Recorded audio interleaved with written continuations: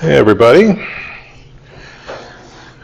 We are back to the U.S. survey, and we talked about the Civil War and Reconstruction, and then we went back to capitalism and slavery. And last time we talked about the similarities, the way in which Russia and the United States, the Russian Empire and the United States were kind of brothers from a different mother. Both of them had similarities in terms of the parallel development of serfdom in Russia and slavery in the United States, and the way in which the end of the war, the way in which both the Crimean War and the American Civil War helped change the labor systems that kind of underlie most of agriculture in the United States, in the US primarily in the South, in Russia primarily in the north, in fact, because Ukraine, at least in the 1860s, doesn't have a whole lot of serfdom. But what we see is more or less the end of serfdom, the redistribution of land, and in Russia, and no redistribution in the American South. So today I want to talk about capitalist agriculture, because I think it's really important for us to understand really the kind of amazing expansion and economic development that takes place in the United States during and after the Civil War.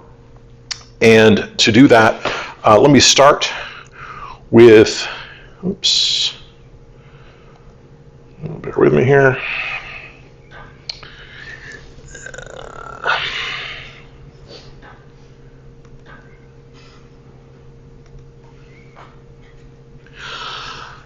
So I'll call this From Crackers to Capitalist Agriculture, How the Civil War Contributed to American Food Pipeline to the World. And I have glasses there. All right, we'll start with Harry Watson and his argument, and I've now forgotten the page. But this is what Watson has to say about economic growth and economic development in the United States during and after the war. Historians once believed, this should be a trigger for you a little bit, that Watson is sort of staking out his own position. Historians once believed that the Civil War enriched the North as large military expenditures stimulated the production of iron and steel and fostered the growth of a powerful industrial economy. So that's the old argument, he says. In fact, now when you see in fact, not just by Harry Watson, but by any professor, you should look for the fire exits, try to figure out where to go, because this is usually the case where someone is going to make a claim that's probably insupportable. So, in fact, these developments had begun before the war, okay? And so that's a reference, I think, to his idea that there was a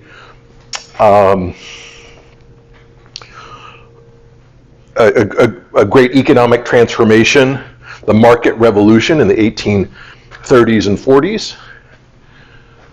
And the destruction of lives and property probably did more to slow economic growth than hasten it. Okay, well, it just makes sense. The Civil War kills a lot of people.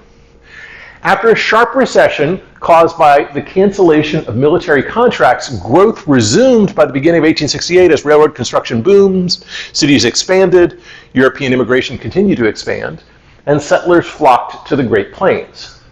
All that's true. In the decades to come, Northern workers would feel the sting of poverty and deprivation as their employers struggled to keep costs down and profits up, and protest would reverberate throughout Northern society. But most Northern Americans would escape the grinding want that afflicted many black and white Southerners. Okay, so part of this argument here is that the South is worse off than the North after the Civil War, even though there is conflict between workers and owners. But the central argument here is that the Civil War, if anything, just sort of slowed economic growth for during the Civil War. What is this Watson's point of view on? This is about, his point of view is about what effect the Civil War had on economic growth and economic development. That's what it's about. And I apologize for not having the page, but it's in the last chapter of the book. All right, so here's the argument I want to put together. And I won't say in fact, because that should, again, be a trigger to you. That the Union Army faces a logistics challenge during the Civil War. It's aggravated in part by the Partisan Ranger Act and by merchant combinations, and I'll talk about what those things are. And the solution that's ultimately resolved in 1863 is consolidated railway lines. That's the first solution, and the second solution is to make telegraph orders. And the first telegraph order from New York to Chicago for grain and for oats, and we'll talk about this, how orders are bracketed and how they're settled in something called the Chicago Board of Trade. So this is, I'll talk about telegraph ordering as the second solution. And then the wartime result, a cracker line with oats and then hardtack that flow to Union soldiers. A defended railway corridor and staggered supply lines at about 100-mile intervals. That's the wartime result. The post-war result, I would argue, is economic growth and the economic development that Harry Watson is talking about. And that has everything to do with the futures market that's created during the Civil War. Okay, and those are some of the things that we'll talk about in relation to the futures market. Okay, to start with, logistics, right, is this question of how it is that you deliver supplies to soldiers in battle. This is crucial. This is the central problem that every army faces. This is the problem, in fact, that the Ukrainian army is facing in Mariupol right now, is that soldiers don't have enough food for the next 2 or 3 days. They're being surrounded by Russia. Russia has better supply, and the troops are going to have to give up. Now, ordinarily people think about bullets or guns or things like that, but once people are in the field, something like 90 to 95% of what is delivered to soldiers in the field is food.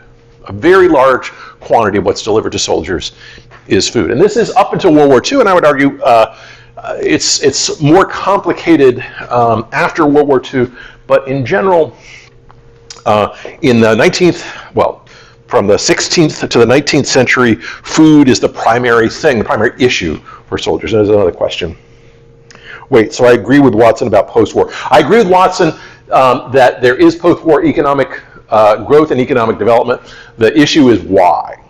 The difference between me and Watson is why is there economic growth and economic development after the Civil War? Because it clearly is. Watson sees this starting in 1868, and I see it starting during the war. Okay, so this is the problem, is most of the goods that are delivered to soldiers in the field is food, and the Confederacy recognizes this. Confederacy recognizes that the Union has to operate over very long supply lines. If, for example, it wants to occupy, remember Williamsburg, when it's going up the peninsula towards Richmond, that those really long supply lines are the things that hold McClellan's army back. It's the thing that makes it hard for Union soldiers to operate anywhere unless they have continuous lines of supply. And so in April 21st of 1862, the Confederacy passes, first of all, it passes conscription, that is, it drafts many men into the army, but then it also creates something called the Partisan Ranger Act on the same day.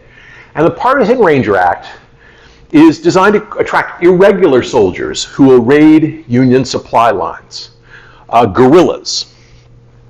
And the Partisan Ranger Act says that any 20 or so men can get together, call themselves a group of partisan rangers. They ought to have horses, or at least some of them ought to have horses, and they will dress. They won't dress appropriately necessarily as Confederate soldiers, and they will attack Union supply lines. And this is connected in part with the way that the Confederacy operates at sea, too. It creates letters of marque, M-A-R-Q-U-E, and reprisal, which basically allows Confederate piracy of Union's ships. This is basically Confederate piracy, these are land sharks, if you will, land pirates. They're people who are going to watch Union supply lines come by and then come from behind and attack those supply lines. And that's what the Partisan Ranger Act is designed to do, is to break up Union supply lines. And this is very effective. And so this is Jeb Stuart, right, and his men who are raiding behind the Union. This is Mosby's Rangers. These are the kind of daring stories that you hear of the Civil War, is these Rangers that are men who kind of operate on their own. They feed themselves, they raid supply lines, and then they disappear.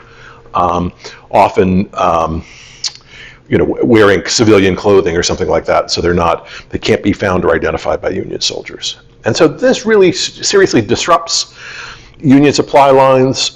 It, in fact, feeds the Confederate Army because these partisan Rangers capture these goods that are being transported and use them, then sell them to the Confederate Army, and so many Confederate Army soldiers are actually fed with Union rations that are captured by partisan Rangers.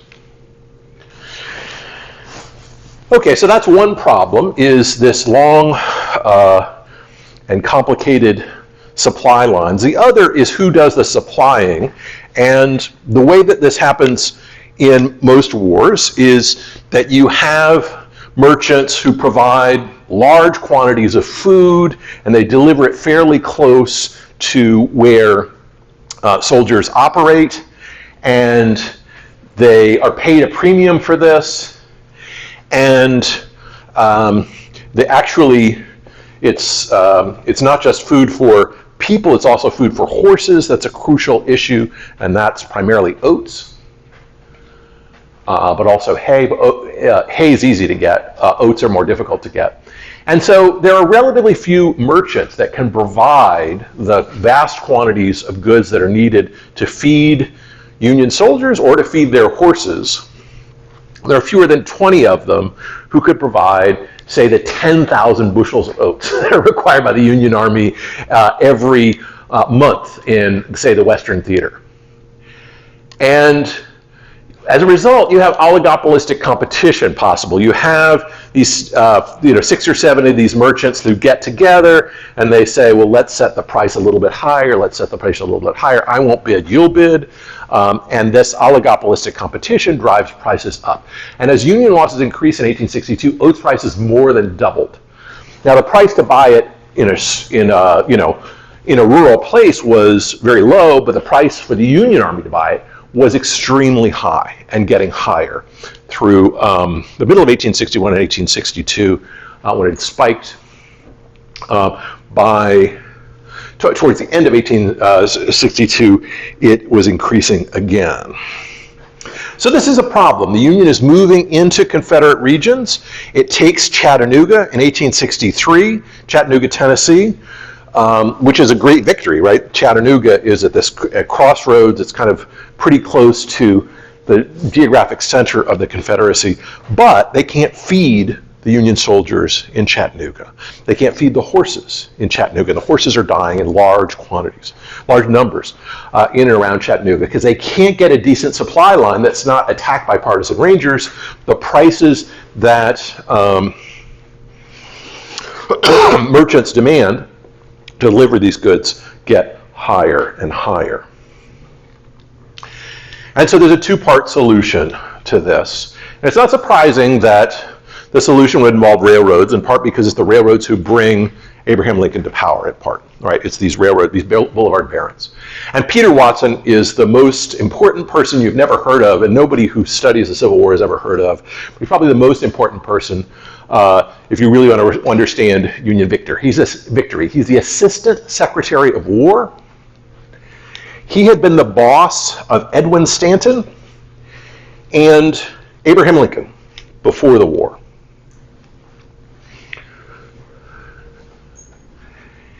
And Watson was the highest paid lawyer in the United States in the 1850s and 1860s. He mostly defended railway companies, but also patent owners. He let's see, what did he,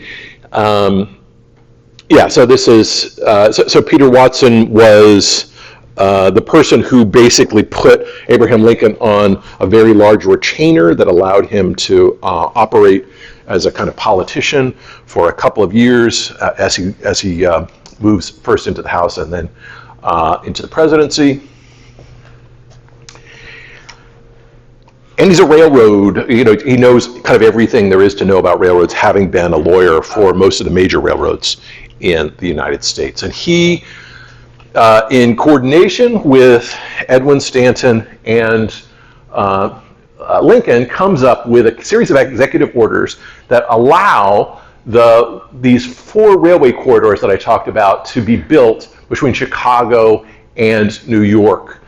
And what it does is basically say that by the presidential proclamation, cities and in particular and states as well cannot block the consolidation of interstate railroads. And so and part of this is just Lincoln himself reaching out to people, but partly it's also military necessity. The claim is you can't break up railroads at state lines. And previously there had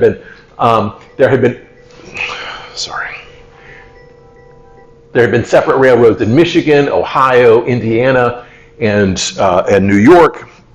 And basically these railroads are consolidated during the war. In return for the support for this, oops, sorry. Oh, jeez.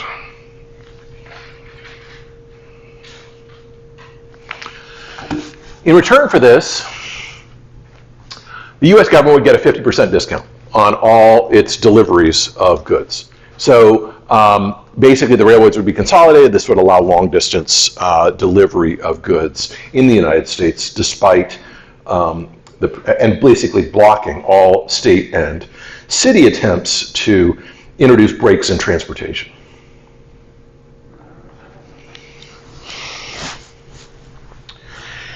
The second part of the strategy is to send Captain Samuel Brown to New York at a telegraph station in New York to order oats in 100 bushels at a time from Chicago. And representing the U.S. government, he will get bids for 100 bushels at a time. He'll agree to the price back and forth by telegraph. And then those goods will be delivered, for example, on May 1st, 3 or 4 months in the future. This would have been 5 months in the future if it was December. Yeah, it was in December of, is that right? Yeah. December of 63,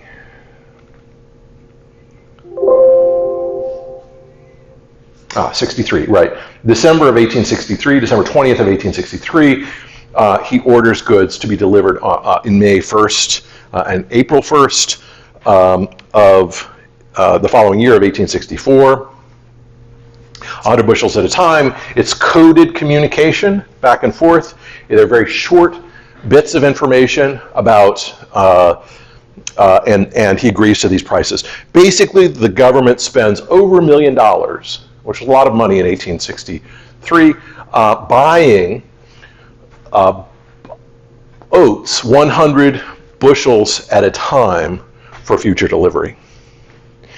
And then by March and April and May, as this grain starts to be delivered, and there's going to be a person, Nathaniel Fairbank, who's going to be sitting in Chicago, and he's going to deliver those goods.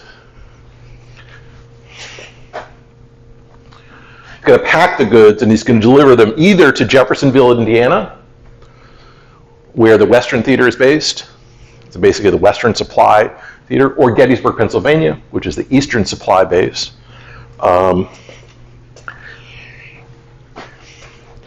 And bypass those merchants.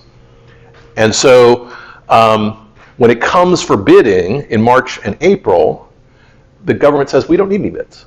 from you 10 or 15, right, merchants. We're not going to take your bids, in fact. We've already got the grain arriving. And so they basically go around those merchants that are in this position of driving up the price of oats. Does that make sense? So it's a very clever solution to the problem.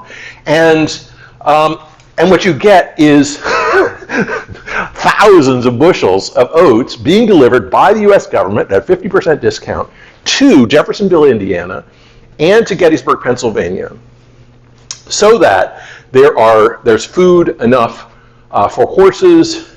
Eventually, by 64, it's going to be wheat and flour and many other goods. All of them are going to gather here. If you've heard of the Battle of Gettysburg, the reason for the Battle of Gettysburg is because it's a massive supply depot, and the Confederacy needs it, right?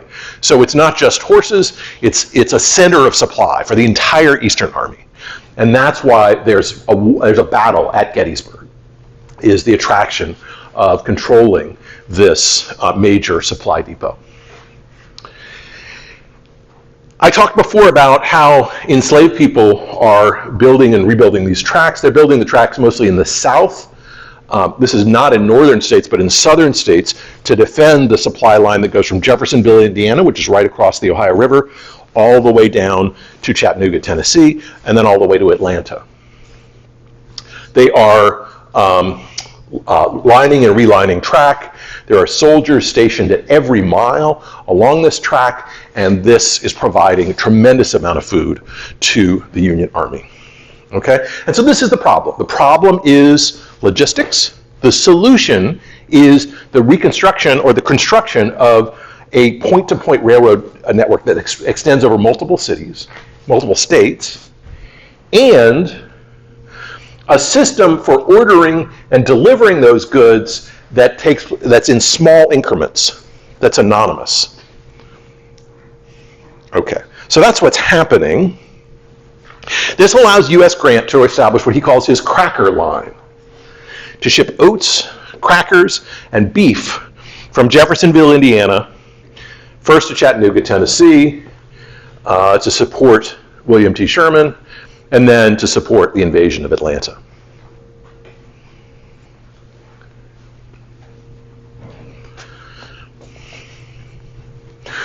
As Grant is establishing himself in the Eastern Theater, he's doing the same thing. He's establishing a stable supply corridor from Gettysburg, Pennsylvania. Some other goods are coming from D.C. itself all the way to soldiers in outside of Richmond in the Wilderness Campaign. Okay, so that's a military solution to a logistical problem.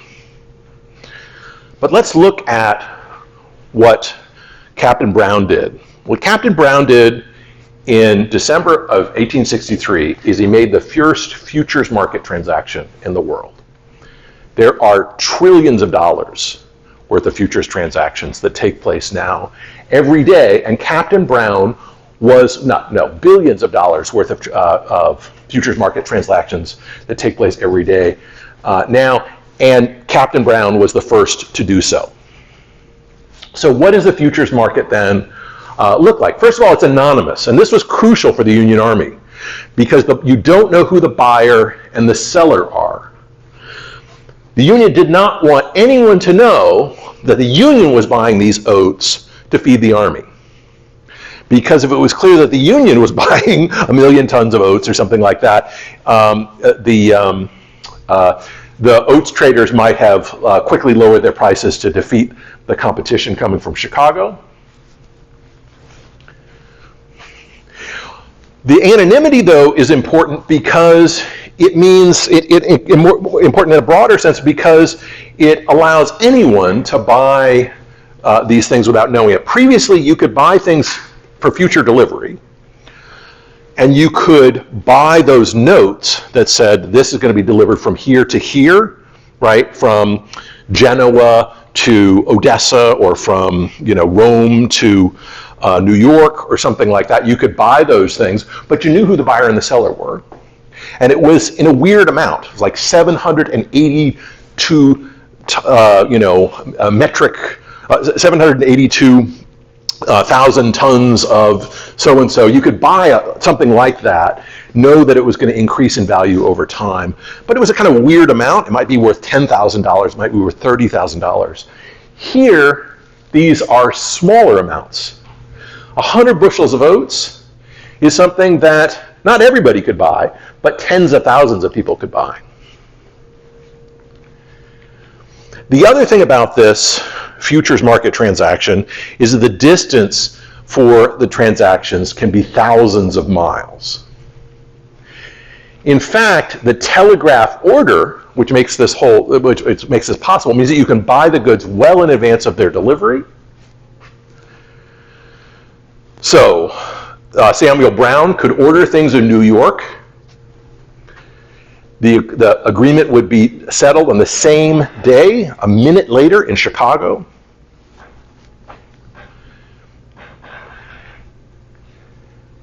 After the war, just two years after the war, transatlantic telegraph would finally be completed. There had been some before, but they hadn't stayed for very long. They kept, fish and sharks kept eating them.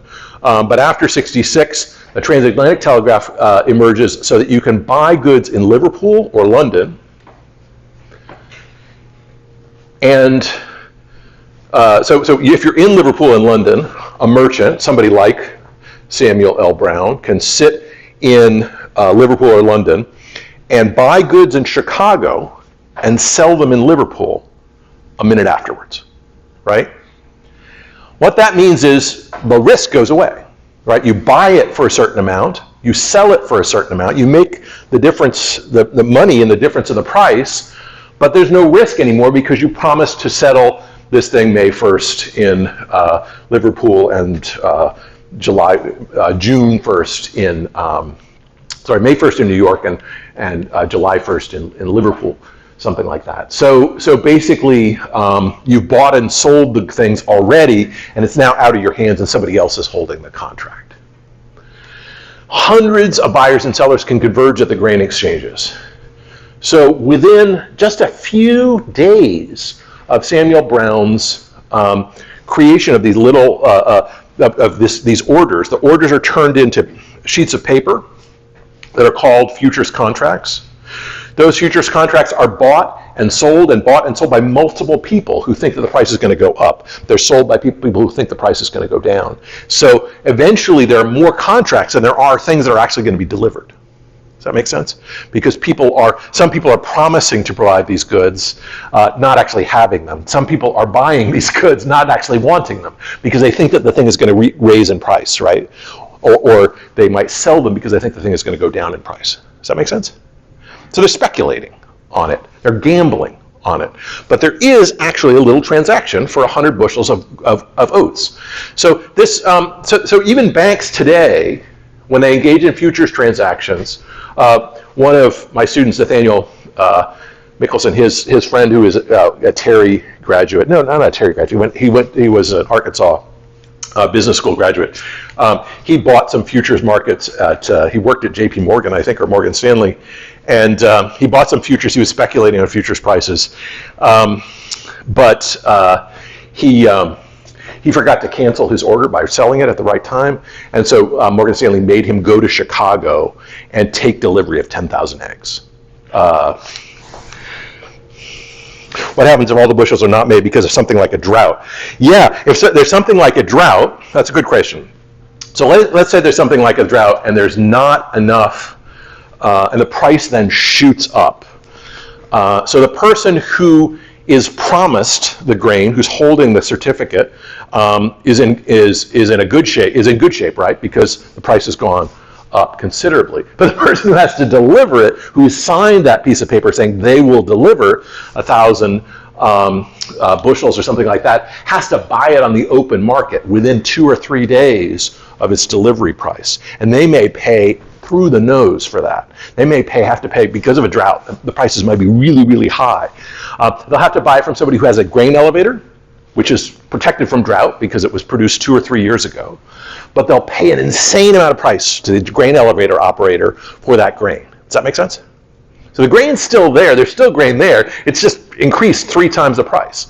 But the person who has speculated on the futures market, who thinks that the price is going to go down, is going to have to pay through to the nose for it. Does that make sense? How that works?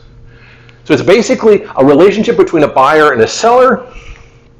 And even though there are some transactions that are just canceled out, we agree that the price is $10, I'll pay you $10 rather than delivering the grain to you. Underlying this, initially 1 in 20, then 1 in 30, then 1 in 1,000 of these transactions are real transactions that are actually being used. Those things are kind of set the price, establish the price for all these other bets in one direction or another. Now, why would you bet on the price of grain? Well, that's another thing that's interesting. Samuel Brown didn't want to bet on the price of grain. He just needed some friggin' grain. He needed some oats, right? But why would you bet on it? Well, if you're a farmer and you look around you and you think that all of your neighbors are producing a lot of grain, you might think, I want to sell future grain quickly because I think the price might drop. And so you might speculate on the price of grain. You might sell a bunch of futures thinking that the price of grain is going to go down. On the other hand, if you're a mill owner, if you own a mill that grinds grain, you have to run it almost continuously to make your money. And so you're going to buy future grain because you don't want instability in terms of prices. You don't want to have to pay whatever the price for the minute is. You want to buy months in advance so that you have a continuous flow of grain going into your mill so that you can continuously produce flour. Right? So there are reasons that farmers would do this. And more importantly, there are these things called line companies that operate, they go up and down the railway, and they offer money to farmers for their future grain. And if you're a farmer who needs money right now, you might offer part of your grain for future sale. Right? Does that make sense? This is banking through farms. And this is crucial to understanding how banking is reconstituted during the Civil War and how credit is reconstituted to Civil War. Remember that credit before, in the period that we're talking about, the 1780s, or Bank of the United States, or the Land Office, you're speculating on land prices going up. And that's very dangerous because land prices you can't sell land quickly. Sometimes if things are bad, you're forced to sell land, you just go out of business.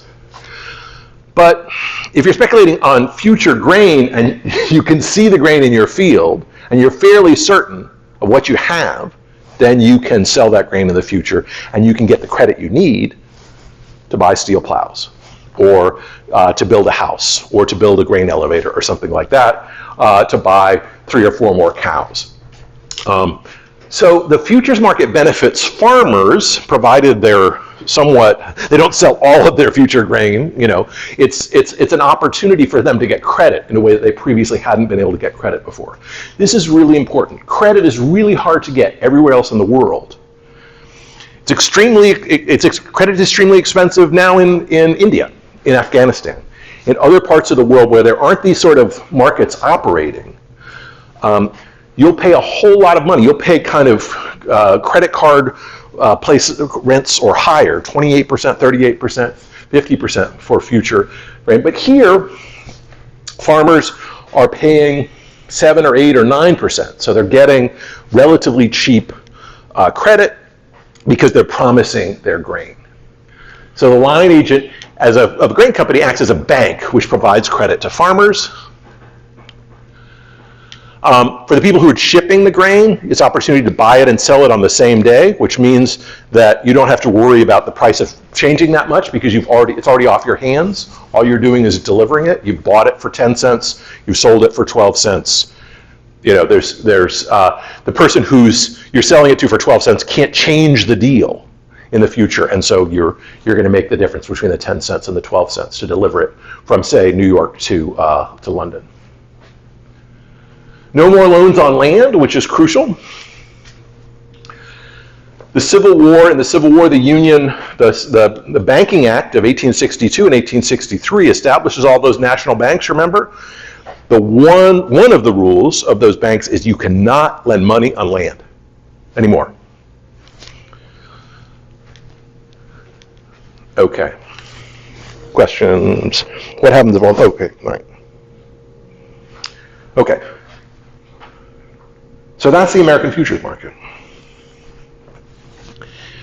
And this is, I would argue, the explanation for why the US rapidly increases in wealth and economic development after 1865. Line agents lend to farmers, harvesting is mechanized, and the US becomes a grain processing and exporting superpower. On the left is a sod house built entirely out of sod, believe it or not, which is basically dug up earth because wood is so expensive. On the plains of the Midwest, there's a farmer there who has either got a homestead, so a free land in the West, or perhaps gotten a small loan for some of the acres that are there, but he's going to get more of a loan as soon as he can start planting.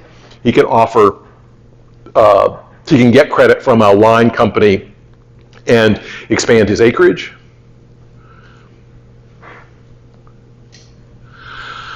Grain harvesting machinery is developed in Chicago, actually a little bit before the war starts. And these grain harvesting companies can harvest much more grain than people can individually.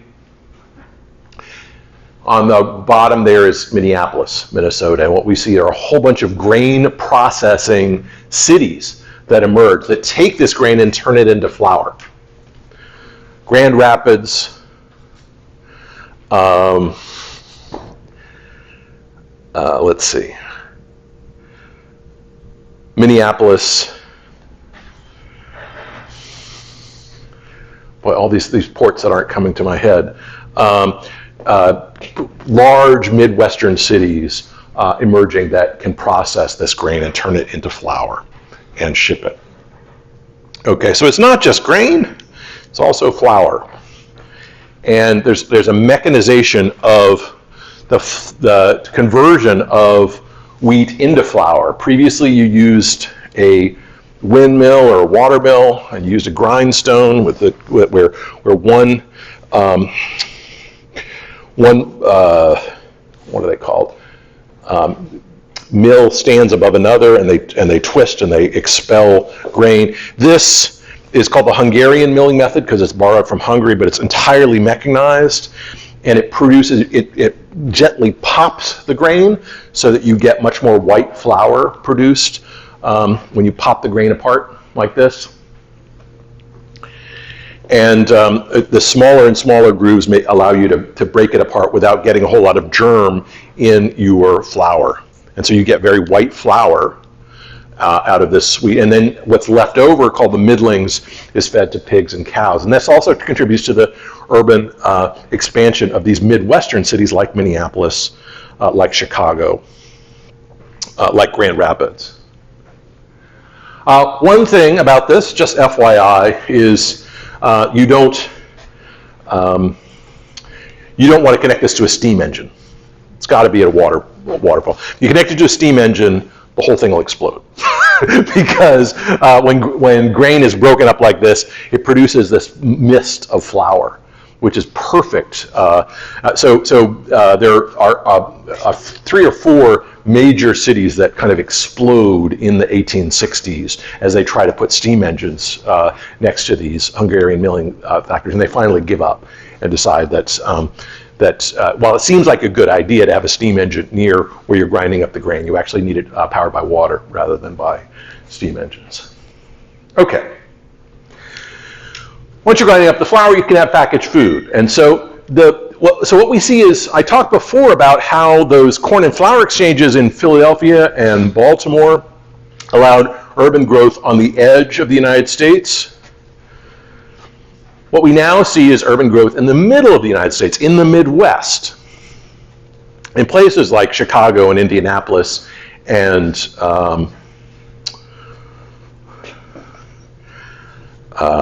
Grand Rapids. We see packaged food. Where are we for time? Okay.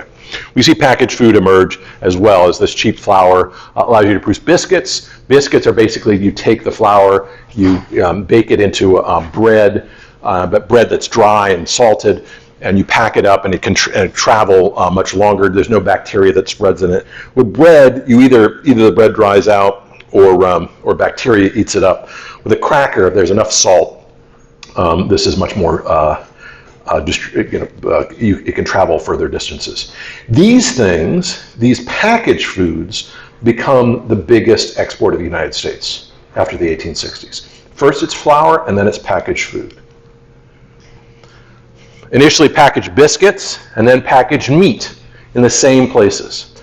The slaughterhouses of Chicago become the first assembly lines, really disassembly lines, as cows and pigs and things like that are put along a line, chopped up by individual hands, and poured into cans. Spam is a little bit later than this, but basically mystery meat, where you take a bunch of little cuts of meat, throw them in a can, seal them, and deliver them over long distances is the other thing that makes the United States a major industrial power.